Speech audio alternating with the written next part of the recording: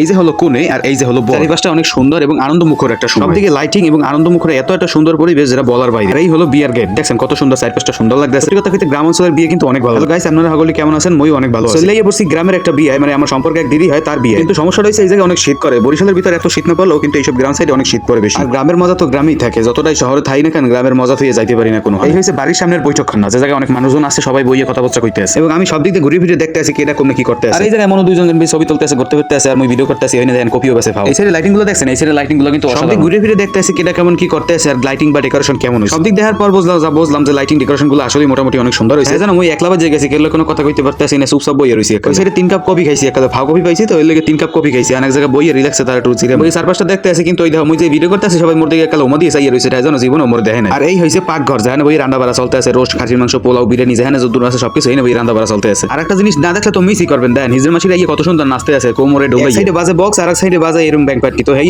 মাসিরা যে নাচতে আছে ওমানে আজকে 5000 টাকা লইছে। এরকমের তালর চলে এই জানো মই যাই হেগুলোকে একটু নাচি। পরে চিন্তা করছি কে মোর কি লাজা শরম নাই যে হুট করে যে হেগুলোকে নাচবো, মোর তো একটু লজ্জা আর হেলে আমি নাচি নাই, নাচতা মানে। আপনাকে অনেক ধন্যবাদ আমার ভিডিওটা দেখার লাগে। সবাই একটু বেশি বেশি শেয়ার করে, লাইক কমেন্ট শেয়ার করে দেন। ধন্যবাদ, ভালো থাকেন।